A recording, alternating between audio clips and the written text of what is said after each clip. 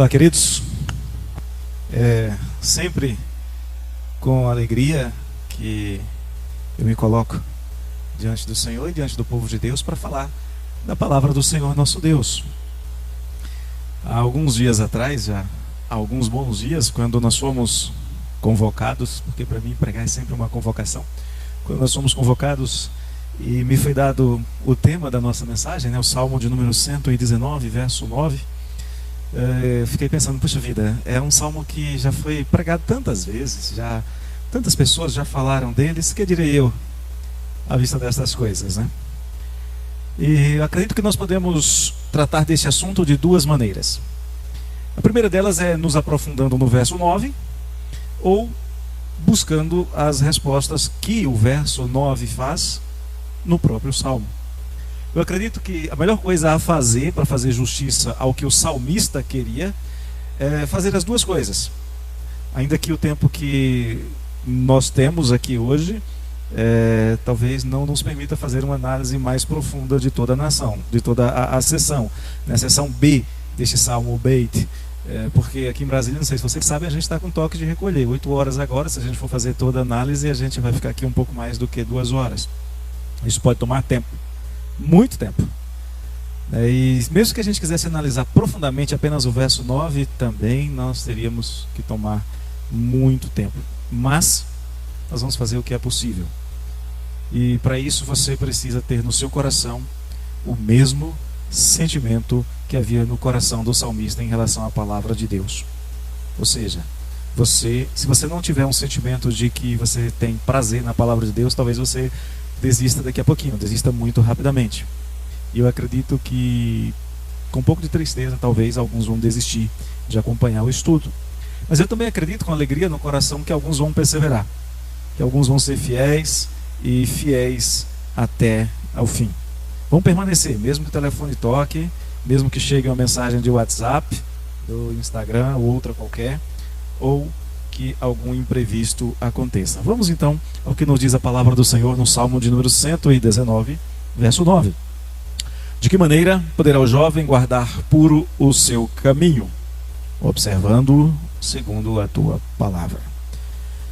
Pai querido, nós lemos um verso da tua palavra. Dentro de instantes vamos ler vários outros. E o nosso desejo é que o Senhor fale ao coração do teu povo, destes que se colocam diante de ti agora, que leem a tua palavra e que querem entendê-la.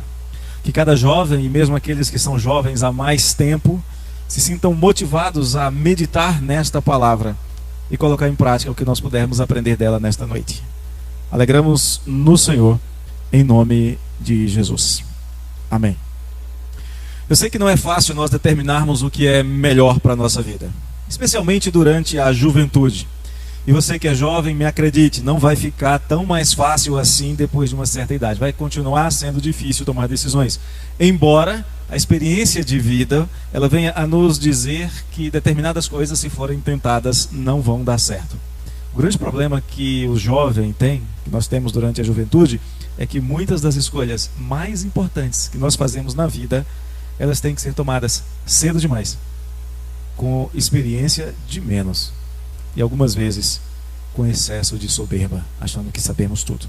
Talvez você conheça alguma criança ou adolescente que sempre que você tenta ensinar alguma coisa, ela diz: eu sei, eu já sei, e não quer ser ensinado. Sempre que você tentar orientar uma criança, um adolescente, especialmente, experimente, por exemplo, em questões de tecnologia, para ver se você não vai escutar a frase eu já sei.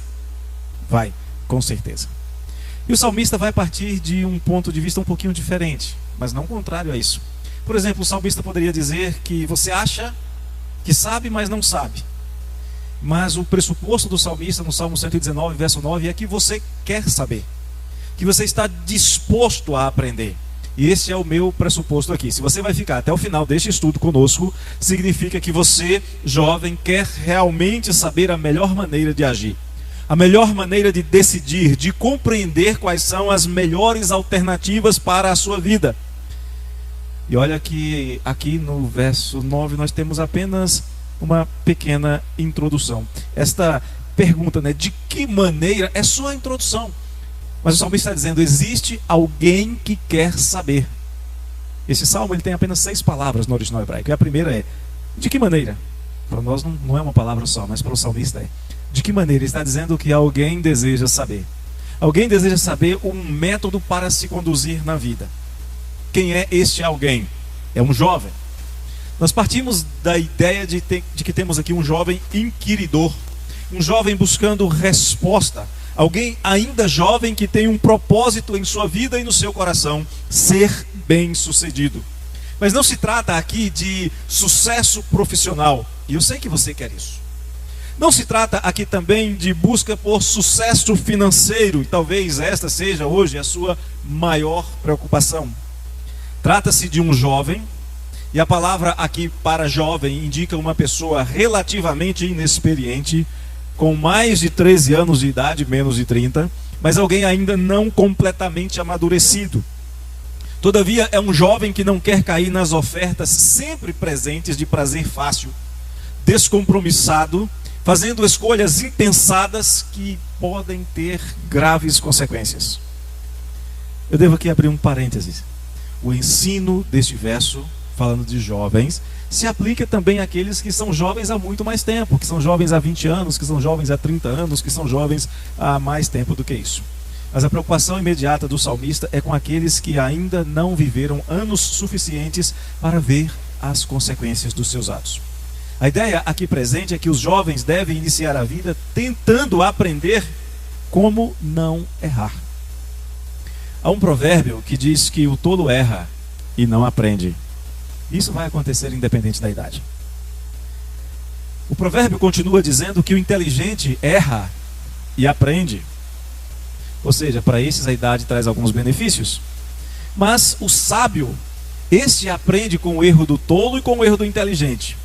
E aqui termina o provérbio, mas eu acrescento: o crente aprende com a palavra de Deus. Lá na primeira carta de Paulo aos Coríntios, no capítulo 10, verso 11, o apóstolo diz assim: estas coisas lhes sobrevieram, falando sobre a história da redenção, a história do povo de Deus. Estas coisas lhes sobrevieram como exemplos e foram escritas para a advertência nossa, de nós outros, sobre quem os fins dos séculos têm chegado. Paulo está dizendo que tudo o que aconteceu com o povo de Deus no passado foi escrito para que nós não cometêssemos os mesmos erros. E alguém já disse que a vida, na verdade, é uma grande viagem. E o barco que você toma, o barco que você decide tomar, quase sempre vai determinar o porto onde você vai desembarcar. Então, jovem, eu tenho que lhe dizer que não há investigação mais importante, mais urgente do que esta: como fazer as melhores escolhas. E este verso traz a resposta mais sábia que jamais foi dada e que você não vai encontrar em lugar nenhum. Você não vai encontrar resposta melhor do que a que nós encontramos aqui na palavra em nenhuma enciclopédia de filosofia, nenhum livro de psicologia, nenhum compêndio de educação moral ou de religiosidade. Para você que quer sabedoria prática e ao mesmo tempo uma sabedoria superior à sabedoria do mundo, eu tenho que lhe dizer algo bem direto. Este verso, Salmo 119, verso 9, foi escrito para você mesmo. Veja bem o que eu estou lhe dizendo. Este verso foi escrito para você que busca sabedoria superior para colocar em prática no seu dia a dia. Para você que tem um objetivo muito superior a estudos, a mestrados, a doutorados, a passar em concursos, a ter propriedades, foi escrito para você e quer saber como aplicar a sabedoria de Deus no seu dia a dia. Para você que é jovem. Mas a pergunta prossegue: de que maneira o jovem guardará puro? Esse jovem inquiridor, que aqui é considerado, é alguém que não quer errar nas principais escolhas que vai fazer na vida. E não é muito comum um jovem querer manter-se a salvo das corrupções do seu próprio coração. Aliás, nem é comum um jovem pensar que o seu coração é corrupto. E mesmo ouvindo uma dúzia de pregações mencionarem que o coração do homem é desesperadamente corrupto, como diz Jeremias no capítulo 17, verso 9, normalmente nós concordamos com o texto bíblico de que o coração do homem é corrupto, mas é o coração do outro. Nós achamos que pelo menos um coração no mundo é diferente: o nosso. E é justamente aí que nós somos enganados pelo nosso próprio coração. Mas esse jovem que o salmista tem em mente quer escapar das tentações. Ele não quer cair nas tentações a que ele pode ser exposto durante os seus anos de amadurecimento. E antes de cair, ele quer saber como resistir. e levar uma vida reta. E esta é a empreitada mais justa que um jovem pode tentar. Mais do que, por exemplo, algo que a nossa mocidade faz, mais do que doar sangue, e deve sim doar sangue, se puder, sempre que puder, porque vai salvar vidas. Mais do que doar cestas básicas, e nós fazemos isso e devemos, se estiver ao nosso alcance, porque vai diminuir a fome de famílias. Mais do que contribuir com dinheiro para a manutenção da igreja, e devemos, porque é mandamento, e nós não devemos querer cair no risco de sermos considerados ladrões pelo próprio Deus. Mais do que tudo, não há nada mais importante do que manter-se na viagem da vida no rumo certo, sem se deixar desviar pelas tentações, nem para a direita, nem para a esquerda. Tudo que o mundo puder oferecer para desvirtuar esse jovem, o mundo vai oferecer. Inclusive, parecer ter respostas para esta pergunta através de ciência e religião. Mas a verdade é que o mundo não tem resposta. De que maneira pode o jovem guardar puro o seu caminho, o seu coração? A palavra na Bíblia, no Salmo original, é caminho. Caminho, obviamente, tem um sentido metafórico. Não se trata simplesmente de um percurso entre um lugar e outro. E ainda nesse deslocamento pode haver grandes perigos. E eu acredito que muito provavelmente você conheça o conto da Chapeuzinho Vermelho. Conhece, né? A história de Chapeuzinho Vermelho. Não vou me deter em detalhes, nem vou recontar essa história aqui, porque ela é bem antiga e é bem conhecida. Mas um detalhe que nós precisamos mencionar é o fato de que os problemas vão se avolumando quando e por que ela resolve tomar um atalho, resolve andar por um outro caminho. Mas não é esse o sentido aqui da palavra para caminho. Ela é usada aqui com um sentido figurado, de vereda da vida, ou ainda o modo como você vive. O salmista quer uma resposta para a seguinte pergunta: como um jovem, mesmo inexperiente, pode organizar o seu modo de viver para evitar a contaminação do mundo com a qual ele está em contato o tempo inteiro? Como levar o seu barco diretamente ao melhor porto, sem ser perturbado e desviado pelas ondas e ventos tempestuosos? É óbvio que a linguagem do Salmo, quando está falando de manter puro o seu caminho, ainda não está tratando de perdão de pecados. Porque o ensino da Bíblia é que se você quer perdão de pecados, você deve confessá-los em nome de Jesus, e Ele que é fiel e justo vai perdoar os seus pecados. Mas o que o salmista tem em mente é como eu posso não ceder às tentações, como não se deixar desviar do rumo, como garantir que o seu caminho será de honra e não de desonra para si e vergonha para o povo de Deus. Como diz o salmista lá no Salmo 69, verso 6: não sejam envergonhados por minha causa os que esperam em ti, ó Senhor Deus dos exércitos, nem por minha causa sofram vexame os que esperam em ti, ó Deus de Israel. A pergunta aqui proposta é: como um jovem pode se conduzir na vida? Quais os princípios que ele pode adotar para tomar decisões? Quais as orientações e quais as normas que deve considerar superiores à sua própria vontade, para que no final tenha tido uma vida honesta, honrada, reta, e então, quando se colocar diante do Criador, não temer o juízo, como é mencionado em Eclesiastes capítulo 11, verso 9. Essa atitude de chegar diante de Deus sem temer o juízo não implica aqui em arrogância, mas em um temor santo, porque organizou a sua vida confiando em uma direção mais sábia do que a sua própria vontade, evitando as atrações do mundo e não se deixando levar pelas inclinações do seu corrupto coração. Pelo contrário, deixando o seu coração ser como ribeiros de águas nas mãos do rei, que o inclina segundo o seu querer, como diz o Provérbios 21, verso 1. De que maneira pode um jovem guardar puro o seu caminho? Na sua tradução você tem uma interrogação aí. Eu vou propor algo diferente daqui a pouquinho. Para entender melhor o que o salmista está dizendo, ele continua: vigiando. É a ideia que está aí no salmo, na língua original. O salmista está propondo que é preciso interpretar cuidadosamente o seu caminho à luz da palavra. Sem dúvida, a melhor maneira de manter a sua vida longe de contaminação é obedecer os preceitos da palavra. Mas a palavra aqui, que indica este vigiar ou guardar, tem o sentido de manter algo ou alguém sob a mais estrita vigilância e custódia, quase uma prisão. Esta palavra tem o sentido de guardar como um tesouro precioso. E de fato, não existe nada mais precioso do que a vida e o que o homem faz com ela. De que adianta você ganhar o mundo inteiro e perder a sua própria vida, perder a sua alma. O verbo usado aqui implica num cuidado constante, de manter-se prevenido, de manter-se cheio de preocupações, de abster-se de qualquer coisa que signifique participar na mesma forma do mundo que cerca. Como foi, por exemplo, o caso de Daniel e seus amigos lá em Babilônia, capítulo 1, verso 8.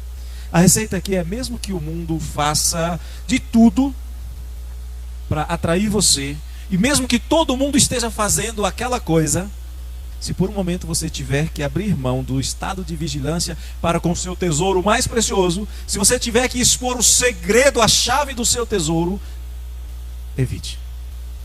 Não faça. Como manter o seu caminho incontaminado?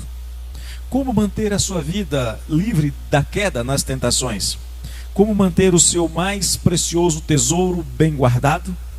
Mantendo-o sob estrito controle, sob vigilância extrema, dentro de normas, dentro de preceitos que foram claramente estabelecidos na palavra do Senhor.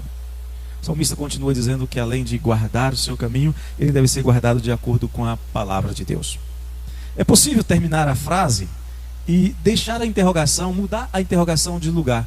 Tira ela lá daquele lugar onde nós encontramos, de que maneira poderá o jovem guardar puro o seu caminho, e trazê-la para cá, para o final. A gente poderia retraduzir esse texto hoje da seguinte maneira: de que maneira o jovem pode guardar puro o seu caminho sob a observância dos seus mandamentos? Muda um pouquinho. Se você ler do jeito que está, a resposta é: o jeito de você guardar puro o seu caminho é observando os mandamentos. A ideia aqui é: como é que eu posso guardar puro o meu caminho guardando os mandamentos, de acordo com os mandamentos? Ao invés de dar a resposta no final do verso 9, como nós temos normalmente, eu proponho que nós busquemos a resposta nos versos 10 a 16. Porque nós temos aí uma seção inteira, um parágrafo inteiro na Bíblia. O Salmo 119, ele é dividido em 22 porções de 8 versos cada. E a segunda porção, chamada porção Beit, começa no verso 9 e vai até o verso 16. A pergunta: como pode um jovem viver sob a orientação da palavra sem chegar ao final da sua vida carregando culpas? Como fazer para andar sem culpa e se manter guardado pelos mandamentos do Senhor? O único caminho vislumbrado pelo salmista é se ocupando, é enchendo a sua mente e o coração com a palavra, de tal maneira que ela governe todos os aspectos da vida como a lei de Deus, não deixando espaço para nenhum lixo do mundo tomar lugar, fazendo dos mandamentos do Senhor sua lei e regra para a vida e conduta. Qualquer outro método é falho e certamente vai resultar em insucessos. E nós sabemos que a palavra de Deus jamais falha. Ela sempre produz o resultado para o qual o Senhor a designou. É isto que nos diz o profeta Isaías no capítulo 55, verso 11. Os homens são capazes de criar normas de honestidade, de honra, de bem-estar social e de boa reputação, mas nada disso, absolutamente nada, vai garantir sucesso diante das exigências das leis de Deus, por um motivo muito simples: porque as normas dos homens estão muito, mas muito abaixo do padrão estabelecido por Deus. Por mais elevadas que os homens consigam colocá-las, estão abaixo do que Deus propôs como santidade, como perfeição. E talvez você se pergunte então: pastor, eu entendi que nós precisamos orientar a nossa vida de acordo com a palavra de Deus, mas como é que eu faço isso? Se atentarmos para essa mudança na pergunta, se passarmos a perguntar de que maneira um jovem pode guardar o seu caminho puro sob a observância dos seus mandamentos, qual seria a resposta então? Muda a pergunta, muda a resposta. Como orientar a sua vida pela palavra de Deus? Não nos dias do salmista, mas como orientar a sua vida pela palavra de Deus hoje em dia. Se um jovem deseja manter-se puro, sob a orientação da palavra de Deus, obedecendo os mandamentos do Senhor, o que ele deve fazer? Uma coisa que eu aprendi é que impressões, sentimentos, interpretações, essas coisas mudam, mas os princípios da palavra de Deus jamais. E apesar de não ser adepto das famosas regrinhas para obter sucesso, faça isso, 3 passos para aquilo, 5 passos para aquilo outro, hoje nós vamos ver que esta sessão nos apresenta 7 respostas a esta pergunta: como pode um jovem guardar puro o seu caminho sob a orientação da palavra de Deus? Primeira resposta, verso 8. A Bíblia não é apenas lei, queridos. A Bíblia não é apenas história, poesia, palavras, decretos e mandamentos. A Bíblia é a palavra de Deus, é a palavra do Deus que fala, Conhecer a Bíblia e não ouvir a voz de Deus é não conhecer de verdade a Bíblia. E é isso que o salmista diz no verso 10. Como é que eu posso guardar os meus caminhos sob a orientação dos mandamentos do Senhor? No verso 10 ele diz: de todo o coração te busquei.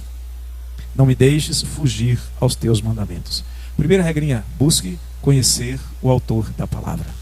Busque ter relacionamento com o autor da palavra. E isso está de acordo com o que diz o profeta Jeremias no capítulo 29, verso 13. Buscar-me-eis e me achareis, quando me buscardes de todo o vosso coração. Você quer manter uma vida pura e incontaminada das paixões mundanas? A resposta das Escrituras é: busque a Deus em todo o tempo, com todo o seu vigor. É a primeira resposta. A segunda: entesoure a palavra no seu coração. Valorize a palavra de Deus como o seu mais precioso tesouro.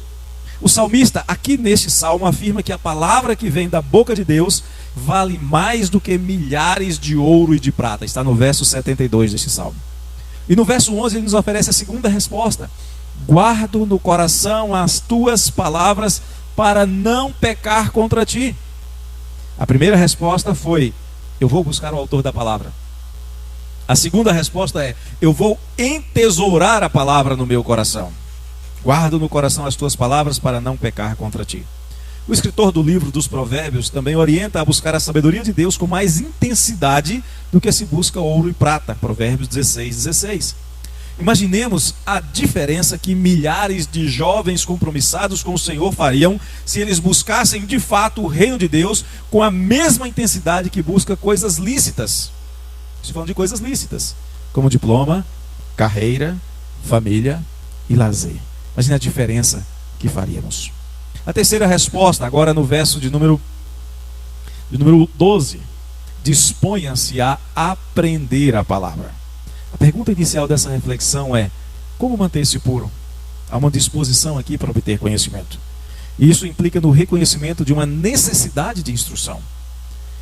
Eu já sei que fui professor durante muitos anos e continuo lecionando. Os melhores alunos nem sempre são os que possuem maiores oportunidades, mas aqueles que aproveitam melhor as oportunidades, que têm mais disposição e abertura mental para o aprendizado. E o salmista diz agora no verso 12: bendito és tu, Senhor, ensina-me, não para os outros, mas para mim, ensina-me os teus preceitos. Na Bíblia nós temos uma história bem conhecida de duas irmãs. Uma delas se ocupa com coisas necessárias, a outra dá prioridade ao que é fundamental. Marta sempre poderia fazer o serviço de casa em outros dias, mas Maria só queria uma coisa: estar com Jesus naquela ocasião. Ela desejava aprender de Jesus. Marta nunca mais teria a oportunidade de servir o Senhor. Maria nunca perderia o conhecimento obtido naquela ocasião. Isso vai impactar profundamente todo o restante da vida de Maria, que inclusive foi a primeira pessoa a anunciar que viu o Senhor Jesus ressurreto. Então este é o próximo mandamento: tenha disposição para aprender. O quarto: tenha disposição para ensinar a palavra. Jesus escolheu alguns homens, embora alguns deles já não fossem tão jovens, como Pedro, por exemplo, para que esses homens estivessem com ele durante alguns anos. E esta escolha de Jesus obedecia a um propósito: eles deveriam estar com ele para aprenderem dele, até que finalmente chegasse o momento de eles serem enviados para ensinar. E o aprendizado da palavra de Deus deve resultar então em disposição para transmitir o que viu e ouviu para outras pessoas. Como Moisés, por exemplo, que esteve com o Senhor no monte e desceu para ensinar o povo na planície. O verso 13 nos oferece a quarta resposta: com os lábios tenho narrado todos os juízos da tua boca. Esta disposição que pode ser encontrada, por exemplo, em Esdras, lá no capítulo 7, verso 10. Esdras dispõe o seu coração para compreender, para praticar e para ensinar a palavra de Deus. Decisões que impactariam sua vida, mas a palavra de Deus é poderosa para ir além, impactar o tempo e o mundo em que o servo de Deus vive. Por isso Esdras decidiu ensinar a lei do Senhor. A mesma ordem, em princípio, nós vamos encontrar, por exemplo, quando Deus ordena a Paulo que, mesmo no ambiente adverso, fale e não se cale, porque o Senhor o usaria para chamar outros à fé. Quinto princípio: a Bíblia ensina que saber o que se deve fazer e não fazer é pecado. Portanto, o princípio é: obedeça à palavra. É óbvio que ninguém está liberado para pecar quando não conhece os preceitos da lei de Deus, porque Os preceitos da lei de Deus estão gravados nos corações dos homens, como diz Paulo em Romanos 2,15. Mas além de conhecer o caminho, é necessário andar no caminho. Não há proveito algum, por exemplo, em possuir um mapa e não seguir as inclinações, preferir seguir as inclinações do seu próprio coração. No verso 14, o salmista diz: mais me regozijo com o caminho dos teus mandamentos do que com todas as riquezas. Ele estava disposto a seguir o caminho. O único meio de ser bem sucedido diante de Deus é fazer tudo o que o Senhor ordenar, sem desviar-se para qualquer lugar, nem para a direita, nem para a esquerda. Não existe meia obediência. Imagine, por exemplo, você resolver saltar de um prédio para outro e conseguir ser bem sucedido em meio salto. O que você acha, Rebeca? Só ser bem sucedido na metade do salto de um prédio para outro. Não vale a pena nem tentar. Você não vai tentar e nem eu tentaria. Mas a Bíblia fala de pessoas que obedeceram a Deus em todo o tempo, mesmo quando foram ordenados a fazer coisas aparentemente absurdas, como por exemplo quando o Senhor ordenou que Abraão entregasse o seu único filho em sacrifício, e ele obedeceu sem argumentar. O sexto e penúltimo princípio é: interiorize a palavra. A palavra meditar, no verso 15, traz a ideia de estudar, de ponderar, de considerar a validade de uma ideia. Mas a melhor ideia, para mim, nordestino, é cismar. O que é isso? É você ficar de tal maneira impactado com uma informação que ela fica na sua mente o tempo todo, até que você encontre uma resposta, uma solução para o problema. No verso 15, o salmista diz: meditarei nos teus preceitos e as tuas veredas terei respeito. O escritor do livro de Provérbios fala dessa questão como algo mais do que ter conhecimento. Ele fala de adquirir uma cosmovisão, uma visão de mundo, de se deixar influenciar em todas as áreas da vida. Todo pensamento, toda decisão serem colocados debaixo da direção das Escrituras. E o sétimo e último princípio é: nunca, mas nunca mesmo, relativize a palavra. A palavra é mandamento. O fiel nunca deve se esquecer da palavra de Deus, mesmo em situações nas quais a maioria das pessoas consideraria que é muito mais sabido e conveniente se esquecer. Deixa para lá, pelo menos nessa ocasião, deixa para lá. Haja de acordo com a circunstância. O crente não faz isso. Uma dessas situações, por exemplo, poderia ser aquela que aconteceu com Sadraque, Mesaque e Abednego. Diante da fornalha ardente, eles poderiam dizer: bom, só dessa vez. Mas eles não se esquecem de Deus, não se esquecem do mandamento do Senhor, mesmo que o resultado da sua fidelidade naquele momento fosse a morte. Está em Daniel 3, 17 e 18. O salmista diz aqui no verso 16: terei prazer nos teus decretos, não me esquecerei da tua palavra. Nós vivemos num tempo de reinterpretação da letra da lei. Os nossos juízes adotaram uma ideia, uma tal de nova hermenêutica, e decidem de acordo com o que acham que deve, não com o texto da lei. Na igreja também já aconteceu isso, século XIX, XX. Mas mesmo reinterpretando a Bíblia continua a mesma. O que mudou foi a disposição de obedecer. E Deus sempre soube que o homem racionalizaria os seus mandamentos, esconderia suas intenções do coração com argumentos elaborados. Mas Deus sonda mente e coração. Deus tem conhecimento de cada pensamento e intenção do coração do homem, antes mesmo que o homem consiga expressar. Como pode então um homem desses, jovem e inexperiente ainda, desejoso de curtir a vida, como pode guardar puro o seu caminho segundo a orientação da palavra? 7 regrinhas. Relacione-se com o autor da palavra, Deus. Entesoure a palavra em seu coração como seu tesouro mais precioso. Terceira, disponha-se totalmente para aprender a palavra de Deus. Quarto, ensine aquilo que você aprendeu da palavra, porque quem ensina aprende ainda mais. Quinto, seja operoso praticante e não apenas ouvinte. Sexto, torne a palavra parte fundamental da sua mente e coração.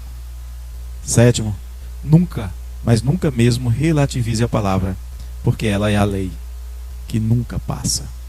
Agora vá. Você tem 7 instruções, você tem 7 respostas para aquela pergunta: como eu faço para guardar puro o meu caminho à luz da palavra de Deus? Agora vai e coloque em prática e seja bem sucedido. Quero convidar você para orar neste momento, colocando a sua vida diante do Senhor Deus e pedindo ao Senhor que te ajude a colocar em prática o ensino da palavra de Deus. Bondoso Deus, te damos graças, Senhor, porque Tu és maravilhosamente bom. Tu és o Deus benigno. Tu és o Deus que nos ensina, que não nos deixa sem orientação, que não nos deixa sem instrução. que nos dá instruções normativas que nos ajudam a resistir às inclinações do nosso próprio coração, a fazer o que é bom, o que é santo, o que é justo e o que é reto. Ajuda-nos, Deus, a organizar a nossa vida de acordo com o ensino da Tua palavra, a trilhar os nossos caminhos ou o nosso caminho de vida, Senhor, de acordo com o ensino da Tua palavra.